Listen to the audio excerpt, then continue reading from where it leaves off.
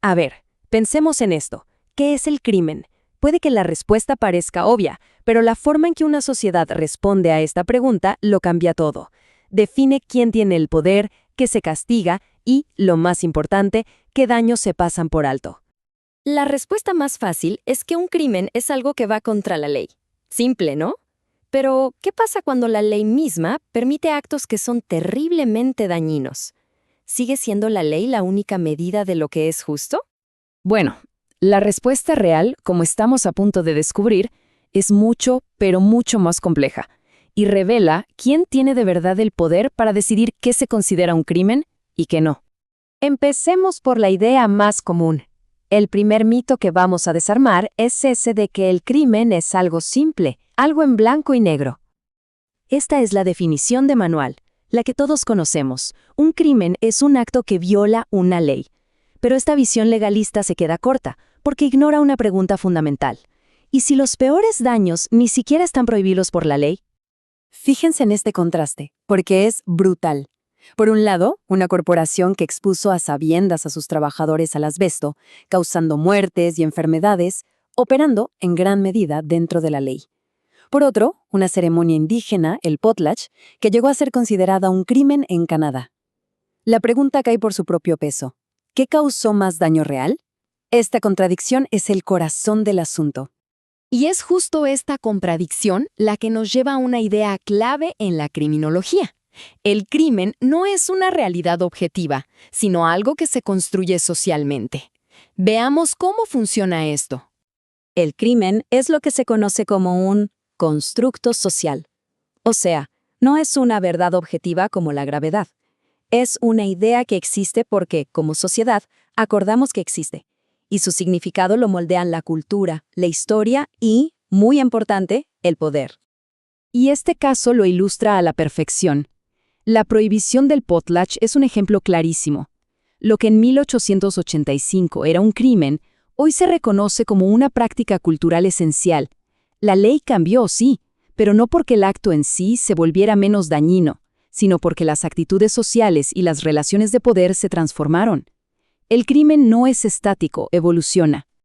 Ahora, hablemos de los crímenes que casi nunca vemos en las noticias. Esos que suceden a plena luz del día, pero que, de alguna forma, permanecen invisibles para la mayoría de nosotros.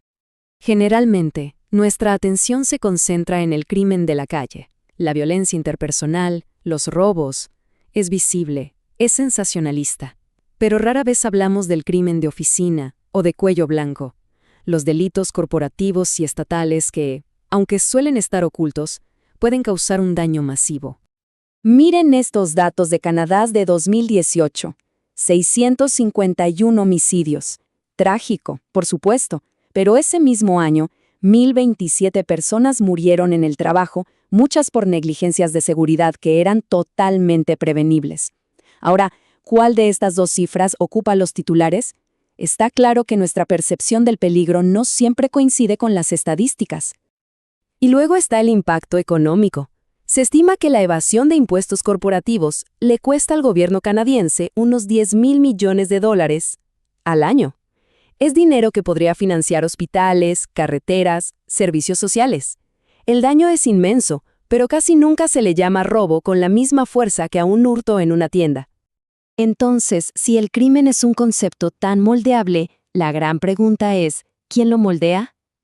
Bueno, la respuesta está en el poder, en los medios de comunicación y en nuestros propios prejuicios.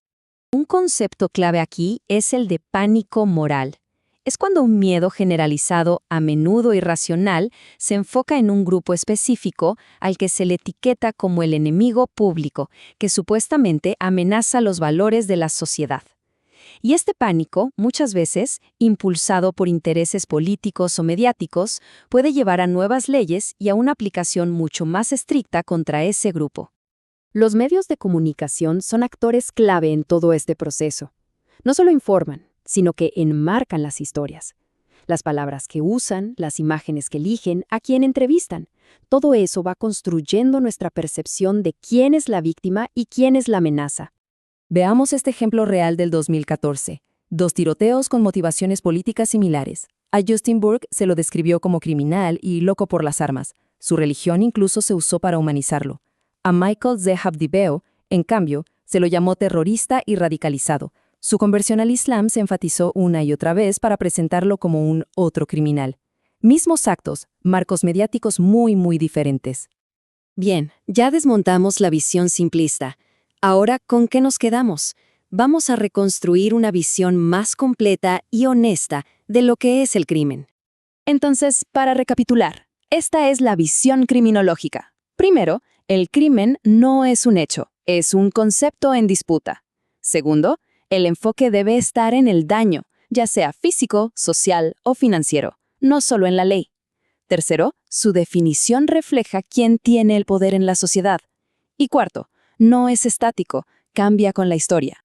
Esta cita lo resume perfectamente. La ley es una construcción social. Muchos actos que causan un daño inmenso son legales, mientras que otros con un daño mínimo son criminalizados. Esa es la paradoja central que hemos explorado hoy. Entender esto nos da una nueva responsabilidad, la de mirar más allá de los titulares y hacer las preguntas difíciles sobre qué es realmente la justicia y, sobre todo, para quién funciona. Y para terminar, una pregunta provocadora, para que se quede dando vueltas.